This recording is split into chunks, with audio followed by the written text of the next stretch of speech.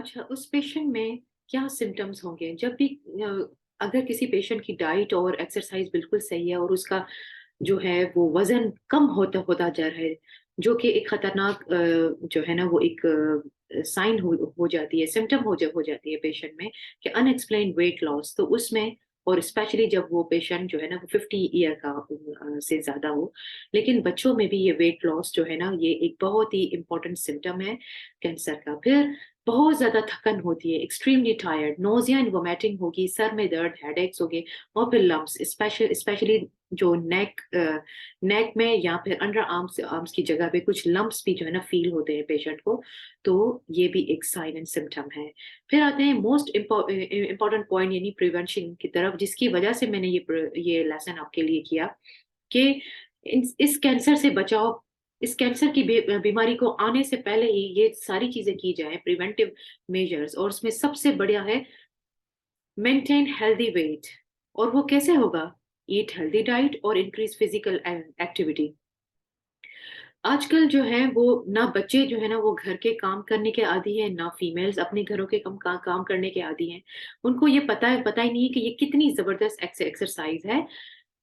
इसके अलावा 30 to 45 minutes of walk और लाइट एक्सरसाइज़ खुले एनवायरनमेंट में बहुत ही ज़रूरी है। बच्चों के लिए भी फिज़िकल एक्टिविटी आज से ही शुरू करनी है और उनकी डाइट जो है ना वो बैलेंस रखनी है। आप भले ही बर्गर और पिज़्ज़ा खाओ, लेकिन लिमिट्स में, नॉट एवरीडे ऐसी चीज़ें।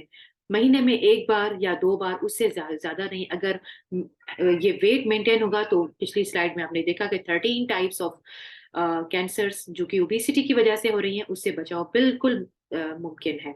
फिर बच्चों में वैक्सीन्स, वैक्सीन्स अगर हेपेटाइटिस बी की जैसे वैक्सीन अवेलेबल है या किसी भी टाइप की जैसे ट्यूबरक्लोसिस की है, बहुत सारी वैक्सीन्स अवेलेबल है, तो वो ज़रूर अपने टाइम पे लगवाएँ ताकि जो लॉन्ग स्टैंडिंग डिज़ीज़ है, वो जब बच जाए उससे बच जाएँगे तो कैंसर से भी बचाव मुमकिन है। फिर स्टॉप स्मोकिंग। अब आप ये कह रहे होंगे कि ये तो जो है वो बच्चों में कैसे? अब बच्चों में क्योंकि स्मोकिंग हैबिट अगर पेरेंट्स में होगी तो डेफिनिटली वो बच्चा बच्चा देखेगा। जब उस बच्चे को पता होगा कि स्मोकिंग जो है वो मेरे लिए खतरनाक है, तो वो बड़ा होके नहीं करेगा। उससे कैंसर बचाव है। और पेरेंट्स को भी चाहिए कि वो उससे स्टॉप स्मोकिंग करें, क्योंकि उसके पैसिव इफेक्ट्स उसकी फैमिली मेंबर्स पे, बच्चों पे जा रहे हैं। तो उससे बिल्कुल बचाव मुमकिन है। अल्कोहल से बचाव जो कि लॉन्ग स्टैंडिंग केसेस में लिवर कैंसर और हार्ट की बीमारियों में करवाता है, बचाव है। सनलाइट एक्सपोज़र, अब जिसका काम है जैसे फार्मर्स का है, तो वो कैसे कैसे करें? बिल्कुल मुमकिन है। आप जो है वो अपनी टाइमिंग जो है वो, या फिर वैसे तो सनलाइट बहुत अच्छी होती है, विटामिन डी उससे मिलता है, लेकिन 1 आवर से ज़्यादा नहीं। और अगर जिसका काम है बाहर, तो प्रोटेक्टिव मेजर्स यानी कि फुल स्लीव्स पहना, जो कि आजकल प्रूव हो चुका है कि जो वुमेन जो है ना वो फुल स्लीव्स पहनती हैं, या जो भी men compare to the sleeveless के, उनमें कैंसर के चांसेस जो है ना कम आए हैं, जो कि फुल स्लीव पहन रहे हैं। अपनी बॉडी को कवर करें ताकि सनलाइट जो है ना उससे ज़्यादा ये जो अ, ये जो 6 टाइप्स मैंने आपको बताए हैं, उससे अगर ये चीज़ें प्रिवेंट हो जाएँ, बिलीव मी, आपकी उस पे आई मीन कि अमल हो जाए, तो prevention against cancer is possible. अब ये करना तो बड़ा आप कहते होंगे कि बहुत मुश्किल है, बट नॉट इम्पॉसिबल है, ठीक है? अब कैंसर ट्रीटमेंट, कैंसर की इलाज है अगर वो जल्द से जल्द करवाया जाए। जैसे कि मैंने आपको बताया कि एब्नॉर्मल सेल्स की कंट्रोल होगी सर्जरी के थ्रू, तो वो मैलिग्नेंसी यानी कैंसर की तरफ नहीं होगा, उससे बिल्कुल बचाव बिल्कुल ट्रीटमेंट है। कीमोथेरेपी जो कि इंजेक्शन फॉर्म होती है, फिर रेडिएशन, ये जो है ना वो एक्स-रे ट्रीटमेंट होती है, उसके जो ट्यूमर का जो बल्क है उसको ख़त्म करने के लिए। आजकल बायोलॉजिकल इंजेक्शंस आ रही हैं, बहुत एक्सपेंसिव हैं लेकिन अवेलेबल हैं। हार्मोन ट्रीटमेंट और इम्यून ट्रीटमेंट, ये 6 टाइप्स ऑफ ट्रीटमेंट आप याद कर लें।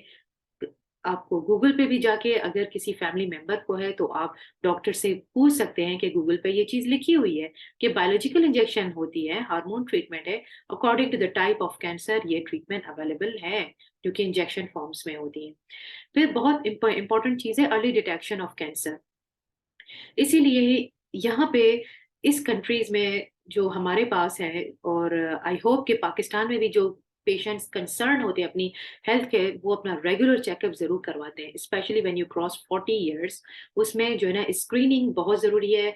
पर्टिकुलरली ये जो कोलोरेक्टल कैंसर यानी कि बड़े आंत का जो है ना, वो उसकी कैमरा टेस्ट होते हैं, ब्लड टेस्ट होते हैं, स्टूल टेस्ट होते हैं, और फिर जो है ना गुर्दे के लिए यूरिन टेस्ट होते हैं, बोन स्कैन्स, ये सारे जो है ना स्कैनिंग डॉक्टर करते हैं। तो जब पता लग जाता है कि उसमें थोड़े से आए हैं, तो जब अर्ली स्टेज में होगा तो कंप्लीटली रिमूवेबल है, और पेशेंट जो है ना कई सालों तक नॉर्मल जिंदगी गुजार रहा होता है।